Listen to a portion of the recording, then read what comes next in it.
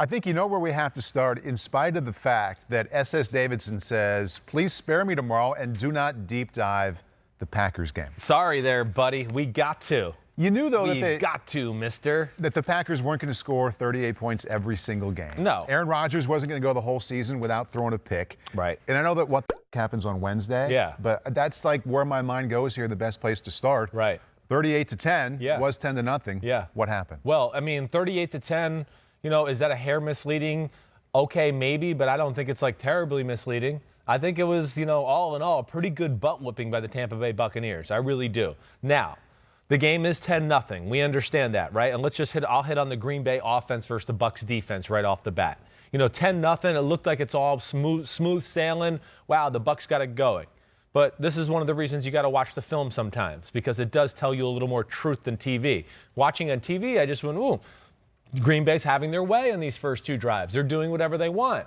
But when you watch the film a little bit, you start to realize it wasn't necessarily schematical surgery there. It was more, if you listen to like Bruce Arians and what he said in the post-game press conference, Rodgers got out of the pocket a few times in those first two drives and just did Rodgers shit. Right. It wasn't like the play delivered. It wasn't like he dropped back and it was, in rhythm, one's not open. There's two wide open, let me throw it. Or one's wide open, let me hit it. No. So there was, I think even on film when I watched and they were up 10-0, I went, it's a little concerning because it wasn't as easy as it looked on TV. It was him making some plays and you went, not a lot of people open downfield.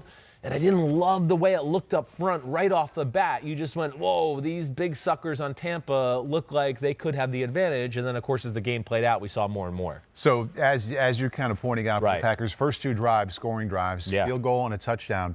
Every drive from that point on either ended with an interception for Aaron Rodgers or a punt, or maybe end of the half, just time ran out. So I think you put a good description on that first quarter. They were getting it done, but it wasn't easy. Yeah. What changed there when it comes to Packers offense against Buccaneers defense quarter two? Yeah, well, I think one, Rodgers makes a mistake. There's no doubt about that, especially that first interception. And, who knows how the game unfolds if he doesn't do that. Or, I'll say this. In my heart of hearts, even if he doesn't throw that pick six, I still think Tampa's going to come back and win the game. Tampa, to me, was the better team on the field yesterday. There's no doubt about it. Yeah, and I'm pretty confident in saying I think, 3 or 4 weeks from now, we're going to have no problem saying Tampa's better than Green Bay altogether. I think they have the potential to be a more complete team. But, Green Bay, Rodgers, usually when they get in those 10-point leads, this is where they're tough. This is really where they're at their best because now it's everything's available. We can run, the play action pass, the drop back pass. What do you defend? Me throwing a 20-yard, I'm me as an Aaron Rodgers, throwing a 20-yard throws, a high percentage 5-yard throw for everybody else in football. So that makes them really dangerous. They are a play in front football team. That's how they're built. That's when they're at their best. And he makes that mistake. And not only, kind of a mental mistake. You saw the interception. What kind of mistake do you label it as? Well, it's like it was a little bit like a double whammy where, one, I don't know if the pre-snap read would have, to me as a quarterback, I wouldn't have gone like, I want to go there. I know it's Devontae Adams against a guy, Demps, who's a young DB. Jamel Dean. Jamel Dean, who's a little young, really talented, but has let up some big plays here and there. But he's outside leverage. Devontae Adams is not a burner, and Jamel Dean is a burner. So he wasn't worried about like, if Devontae Adams is going to step on me, I won't catch him. So he was very flat-footed, reading Rodgers. Rodgers, of course, with his great arm and accuracy at times just thinks he can just zoom it in there. Right. But at the same time, I didn't feel like he kind of didn't throw one of his rockets. He didn't really step on it. He did not step on it. No matter who you are on that route, yes, with the corner tight to you, you do have to step on it. Agreed. So that was the odd part to me. A little the pre-snap, but I said, if Rodgers just throws one of his normal rockets, I think he's still going to get it in here. Right. But I'm glad you saw it the same way I did. It was a 90%er. Right. He just didn't let it fly. Right. And I think he even said it hit the wind a little bit, and I wanted to be like, well, Aaron, then that's why you throw the 100-mile-per-hour fastball. Right. You don't even mess around with it on a day like that. And as your dad says, let him know who's boss. Let him know who's boss. With that fastball. Right. And one other thought I had when I was watching that, I went back to our conversation we had right here last week about, you say, quarterback wants, you want that defense to play man-to-man because it makes it easier. Yeah. Jamel Dean was in zone. Right. And because he was in zone, that allowed him to watch Aaron. Definitely. You notice, of course, when they're playing man, they're watching the receiver. As soon as the ball snapped, eyes on the receiver. They don't really see the ball. Right. So he was watching Aaron the whole time, and by being in zone, he was allowed to know the right time to jump. Definitely. If he was in man, he never would have made that play. Agreed. There's no way. You're right. His ability to be in that perfect spot to where he could see Davante Adams with his right eye and see Rodgers through that with his left eye, basically. Right. And you get a good feel for when you could see, oh, wait, he's hit that back step of his drop. Oh, wait, he's really staring over here at me strong. Oh, wait, he's winding up. He's coming here. And that gave him the good jump. And, really, that changed the game, as you know. Yeah. Now, the next drive, hey, another interception. Davante Adams, quick inside slant, tight man-to-man coverage. Carlton Davis, really nice job at corner. Really nice job. I'm not sure JPP didn't also get a hand on it before it got there. It was really close. I couldn't tell on film.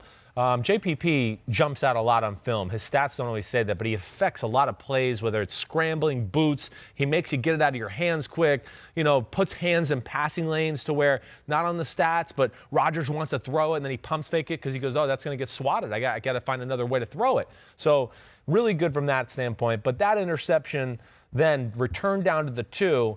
That was almost night-night right there. Right. Almost. Because Almost. It was 14-10.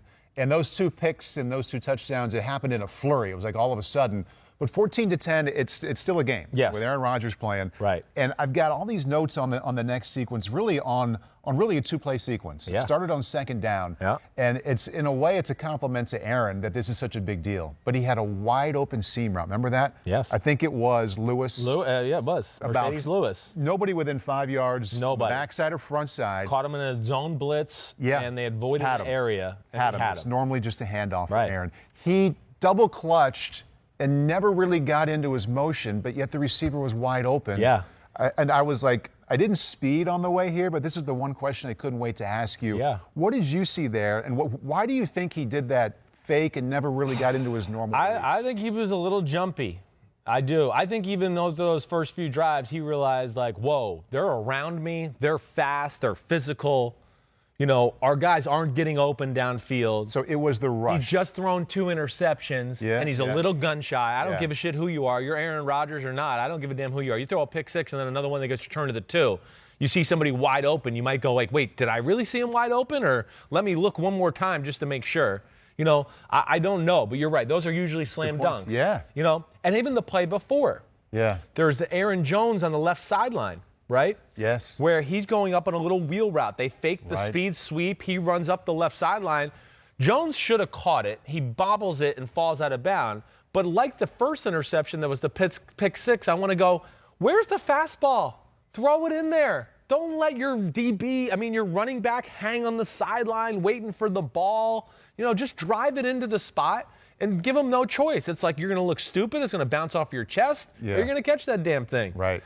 So that, I think, to your point, was the chance I saw in the game, and the last chance where I went, Green Bay had a chance to kind of swing the momentum back their way because it was clearly in Tampa's favor at that point. Right. They didn't capitalize on that, and that was game. That was really game. It was. Yes. And that next play, Chris, it's 3rd down and 10 because he missed that seam route. Yes. And Tampa Bay shows 7 at the line of scrimmage. And as we discussed here, there's no way to know who's coming in and who's not. Yep. They only brought 5. Green Bay protected with 7. Right. And with the 5, because of the confusion, they got to him. And, Tampa's one of the few teams where you won't hear me complain a whole lot about 5-man rushes. And I had that written down a couple times. I know. They're one of the few teams because I understand it every now and then. I do, because they got some super freaks and they just want to make sure they get one-on-one and they think they're going to get there in time. And then Bowles is pretty creative on the back end. But I'll say this, that first 2 drives, Tampa tried to blitz and play man-to-man. And he hit those shallow crosses and scrambled and hit across. Those were man-to-man plays. And I think Tampa after that said, wait, screw all that. Let's keep the extra guy in the middle for the most part. They had a blitz here and there. But they really played zone coverages, a lot of blitz zone change, right? We've talked about that before. It's 2 guys drop, but 2 guys came. Yes. It still ends up being a 4-man rush, but there's still 7 guys in coverage. But the illusion of complexity sometimes gets the offensive lineman off their mark. Oh, wait, this guy dropped, and now I committed to him. Wait, somebody else is coming over here. You don't get the full block of the guy. Either way, I don't like the way the game looked for Green Bay on the offensive side of the ball. We talk about Green Bay having to play with a lead and do all those things, but ultimately this is a tough matchup for them, full as a team or just even their offense itself, because that front 7 can stop Aaron Jones in the run game. How about those linebackers? And then Aaron Jones, his speed factor gets negated against a team like that, because you're right, those linebackers will run him down. They're just as fast as he is. And that's where, I think they took him out of the game some moments during the game, because I think they went like, whoa, this ain't an Aaron Jones game. We might need to get a guy a little bigger and physical, tough yards, because there wasn't creases to run in. Right. You're going to have to run into the wall a few times and just push the pile forward for a few yards. And that's not Aaron Jones' game, let alone between the creative blitzes and then their ability to play creative zones and then match up and play man-to-man a handful of times and do that. Right. Tampa's special that way. Yeah. I mean, that is where I get into the conversation with Tampa sometimes, and I sit there and I think they're the most complete team in the NFC. And you tweeted that out. Yeah. I'm going to read this. Their record is less perfect than other teams, but right now the Buccaneers look like the most complete team in the NFC. Where is their weakness? And you asked that question. Yeah. Some people threw out some funny ones. Martin Falk said penalties and Donovan Smith. Yeah, someone said Brady, which is ridiculous. Of course, federally mandated. Somebody says quarterback not knowing what down it is. Yeah, right. So all the funny jokes came out. All the things you would expect. Yeah. But answer your own question. Where is their weakness? Well, I think the penalties thing would be the one that was the best comment, and that's the most real one. Now, they didn't have it yesterday, but Bruce Arians traditionally has had a little issue with that. I mean, Bruce, he's a little aggressive and, flies by the seat of his pants and does all that stuff. So that's always kind of led to his team to being a more penalized football team. That, to me, is their biggest weakness so far. Now, they're not a finished product. I'm not saying they're exactly the best team right this second in the NFC, but just from what I see potentially and where they're headed right now, they can run the ball, they can play D, and they can play D against any kind of offense. I mean, it doesn't matter. Is that because of their front or because of Lavonte David and it's I think White? The front gives them the first advantage, and then those guys add to – I mean, they can do it at anything. It doesn't matter. But their front allows them to go, wait, we got to play Derrick Henry and the Titans and stop a smash mouth game? Oh, no problem. We can do that. And then, we got to play Patrick Mahomes and maybe just rush 3 and 4 and be fast all over the field. Well, we can do that too. That, to me, is where they're very versatile on that side of the ball. And they had their way against a really good Green Bay pass-blocking offensive line, with creative ways to kind of, I might be blitzing, but I'm not, and all those things. And they got after Rodgers, the official number, 44% blitz. Yeah. And in the games leading up to that, Green Bay was used to about half that number. Yeah, they got to Rodgers. And whether it was blitz or not, they did a really good job of collapsing the pocket. That was the big thing. Yes. And as the game went on after those first 2 drives, you never saw Rodgers outside the pocket making magic happen. They were very aware of it. And because of Barrett and JPP on the edge, when a guy like Rodgers does get out on the edge, you just don't have the normal time because those guys can run you down. They're special that way. And there were also a couple of times, and back up to that play I talked about where they showed 7, brought 5, and Green Bay protected with 7 but still couldn't protect Rodgers. So that meant that the Packers only released 3 into the route. The Bucs had 6 back there. Yeah, there's nothing you're going to do. So they were confused up front and 3 against 6 in the back end. I think he was confused a lot during the day. The offensive line seemed confused, and too. I think that's the biggest thing. I think the offensive line led to the overall Rodgers, wait, I'm going to peek out of the corner of my eye because people keep getting free. Wait, is he coming free? Do I need to leave the pocket? And then Todd Bowles, creative, good game plan. He certainly had a beat on what they wanted to do offensively that way. Like we always talk about with some of the good defenses, too. Tampa was very good at holding disguises. Yes, they did. Not letting Aaron Rodgers see it after the dummy snap count and then change the play. They really stayed discipline to, no, we're playing cover two, set, hot. Oh, it's a dummy snap count. We're still playing cover two, blue 85, set, oh, it's cover three. They were great at that, which if you're a quarterback and you're under duress, you're looking at the rush, you set hut, you look at the safeties, then you take a peek at the rush, and then you look back up and the safeties are in a different spot. I don't care, again, who you are. Aaron Rodgers, Tom Brady, you're going to struggle in those type of settings. It wasn't just the pre-snap confusion when they line up 6-7 on the ball. You don't know who's coming. Right. For about 2 counts after the snap, a couple guys would take steps toward the line of scrimmage full speed and then back up. That's what I mean. What I mean. Just to hold the presence of maybe the guard, right? So the guard's not sure, wait, is Levante David blitzing at me or not? So then he stays there. But it either creates a one-on-one or they're doing some, defensive tackle end game to now where this guy can't help out on passing it off and being part of the 5-man unit of pass protecting.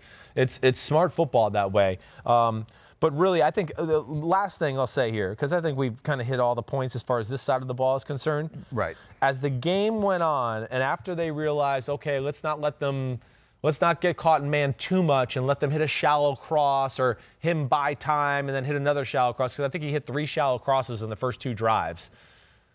The Bucs, though, just played with no fear. They played with no fear, like whether they did have to get asked to play man-to-man, they were like, so what? We're in your face playing man-to-man. Oh, we're playing zone on the pick 6. We're not backing up. We're right here. We don't really think you can run by us. We don't think you're going to be able to pass protect long enough to throw it by us. So they really challenged Green Bay that way. And like I said, I don't think this is a good matchup for Green Bay. I really don't. So let's get to the other side. Yeah. And let's start with Tom Brady. And we got to start out here. Gio Dello says, Chris, I noticed you gave Tom Brady no credit for tonight's win against the Packers against FNI. How about this? Yeah. For the win against the Packers on FNIA. There's still time, Chris. Let the hate go. Yeah, I mean, listen, I give them more than anybody around, so I don't hate. I don't. The story of the game yesterday was the Bucs defense and the plays they made. I only have a certain amount of time to talk on Football Night in America. But you have time now. So I have time now. Yep. And it's still not about Brady. Yeah. He played good, but it's still not about Brady. He did really good things, no doubt about that.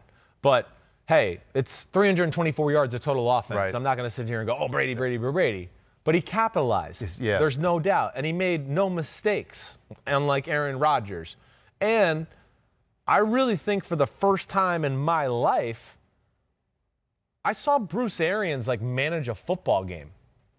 That's what jumped out to me. Instead of the over-aggressive. Instead of we're going to just, hey, Tommy boy, get back there. We're going to throw it down the field. I want 50-yard completions. I don't give a damn they got Preston Smith and this great pass rush. This is what we do. I think he's known enough. Brady is 43. We've seen him make a few mistakes this year, right? Why do that to him, especially if you believe you're the better football team? And Green Bay is at a handicap because Green Bay does not have a great D-line as far as the run game is concerned. And they were worried about being overpowered by this Tampa O-line. I mean, they got to play the bear front on first and second down every other drive all the time because they're always protecting their defensive tackles and doing those type of things. But ultimately, really, I think, they took it slow on the offensive side of the ball. They didn't try to force anything. Like you say, 10-7. Hey, how about that? You go 3 and out. You go 6 and out. And then the next time you get the ball, it's first and goal at the 2-yard line, and it's 10-7. And now you're up 14. Now you're up 14-10. Right. And you haven't really even gotten a rhythm or done anything. So that's pretty awesome. And then they put the good drive together. And I think the one thing that jumped to me more, like I said, the managing the game, I don't think they were going to let Green Bay's pass rush win the game for them. Strip sack, fumble, him get pressure and throw a ball because he feels the pressure like we've seen him do a few times this year. And he did a really good job of stepping up. And I don't know how much of it was him or the offensive line, winning in the right areas. But he was able to be that Tom Brady where he steps up, and after he steps up, he kind of regathers himself and finds somebody open. Well, especially the red zone touchdown to Gronkowski the one time, I think, to go up 21-10. There's and the one just before rush. That as well. Yeah, maybe I'm thinking of the wrong one. I think you're right. It's the first one I'm thinking of. You're thinking about the one he hits Johnson on the left end zone. That's the one. You're right. That's it. That was a third down throw. They rushed 3. He does a great job of always making a mental note to go, it's only 3. Don't panic and make some quick throw, and you don't have to. And then he steps up and manipulates the pocket, and then he always lives by the rules. High in the back, low in the front. And he's the master of that. Right. If it's in the back of the end zone, he's going to throw it high because if the ball bounces off his hands, it goes out of bounds. If it's in low, he's going to throw it at the guy's knees because usually the ball will just go into the ground if the guy drops it or does that. But really, one of the things I wrote down here is, Packers playing coverage, 3 or 4 man rushes, doing all that. They're playing the bear front because they're worried about the run game. But I just wrote, 21-10, good drive. And I wrote, they played it conservative. Short passes, wide receiver screens, ugly 3 and 4 yard runs. Like they were totally content in doing, we're going to do that. We're not going to let you get some cheap play on the defensive side of the ball, which, hey, the Packers have thrived on that this year. They've turned the ball over, or got a lot of turnovers and strip sacks and things like that this year that's helped them win football games. And I just thought it was a very smart attack. And then when you get into the red zone, Brady's one of the best ever down there. I mean, he's just pinpoint, he's smart, and he knows where and when to attack and the right areas. So if you had the top 3 compliments to give to the Buccaneers for this awesome game, maybe Tom isn't in your top 3, but he plays well. Definitely. And as I'm listening to you, you're describing a team where the quarterback doesn't need to be all pro. No, it does not. And I think Tom's realizing that, and I think the team itself and Bruce Arians and everybody are going, wait, we don't need to do this the way either. I don't need to be no risk it, no biscuit, and all that stuff. We have a good team. We can run the ball. I have a defense to where if we don't even play good on offense, we could probably still win a game, And that's where I really look at the Bucs, and I feel really good about their football team. I mean, listen, I'm a Bucs fan. I know people think I don't like Tom Brady. I'm so sick of that. I don't give a shit. If my dad was Tom Brady, I'd still be telling you, maybe he's a little overrated or it's not as great as you think, okay? Just deal with it. But you can't have everybody ranked in your top 5. No, exactly right. Exactly right. But he's the man, and I think that was just the big thing to me overall. It's a really tough matchup for the Bucs on both sides. I mean, for Green Bay on both sides of the ball. They don't have the size to match up with Tampa in the run game. And then ultimately that leads to the Bucs. If it's an even game or a close game, they just have the advantage across the board. Oh, okay, you want to stop the run and play man-to-man? Okay, we got Mike Evans and Chris Godwin. We'll beat you that way. Right. Oh, you want to drop back and play zones? Well, I mean, your D-line, you only got one legit D-tackle. We're going to run it right up your throat. That's where they're kind of special right now and are a bad matchup for the Packers. Like, I wrote down, I go, they play 10 times. I think Tampa's winning 9 out of 10 times. Like, I don't think Green Bay does not want to see Tampa Bay in the playoffs. What week is it that you're going to say Tampa is the most complete team in the NFC? Because you're right there. I am not right quite there. ready to say it. Yeah, I'm not quite ready to say it. I'd like to see, because I was saying it a little before their Bears Thursday night game. Yeah. Pete will tell you, I don't know if we did a pod that week, but I was kind of going, watch out for Tampa. I'm really liking what I'm seeing. It's not perfect yet, but every week it's gotten better. It's never going to be perfect. No, but it's really close. I mean, I think we're 3 games away from me going, this is the team. This is the team. Team in the NFC. You look at the NFC and the Packers, you see they have issues. Yeah. We know Seattle's defense sucks. They're great, but they have issues. Right, they got issues. So, the Green Bay and the Seattle are riding. They have a good team, don't get me wrong, but their team is better because they're riding one guy and 12-3, and that makes them a little bit better than what they actually are. Tampa doesn't have to ride anybody. Right. They just need Tom to make his throws and do a few things like that and not fuck the game like Jameis did in the past. Right. And they're going to be tough to beat. Made some throws to Gronk. Yes. It was great to see. Fun to see that combination back. Pete delivered some bad news to me this morning. Yeah. He said we have so much to get into that we don't have time for quarterback jeopardy. Damn. But we can work in a couple questions good. here. Work them in. As we put this one to bed here, all right, Brady and Gronk, 91 touchdown connections. That's third all time. Yeah. Second, Steve Young and Jerry Rice. Okay.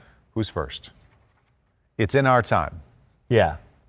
Is this quarterback, receiver, or tight end touchdown connections? I think it's Peyton and Marvin, huh? 1 for 1, man. Okay, baby. Woo, woo, woo, woo. Maybe we'll have to do QB Jeopardy this way the whole time. Yeah, 114 times. It's pretty damn good. They hooked up. Again, just another proven point. Yeah. I don't care who you are. You need help around you. Right. Patrick Mahomes got help right around him right now. You know, Peyton Manning had fucking Reggie Wayne, Dallas Clark, Marvin Harrison, and Edgerrin James. Is that pretty good? Yeah, it's pretty good. So even the great ones need some greatness around them so we can see their greatness there all together. And the last thing to take away from the Tampa game. This is what's also scary for Green Bay. Mike Evans and Chris Godwin are not even healthy. They were playing at 70% yesterday. When Chris Godwin, he was running like Fred Flintstone. He couldn't even let it go. And Mike Evans was certainly being cautious as well, which is even scarier for Green Bay. I mean, that's to where I look at it and just go, oh, Green Bay, you better hope you don't see Tampa in the playoffs because you got no chance against them. All right, Tampa Bay, the analysis here, they looked every bit as good as that 38-10 score would tell you.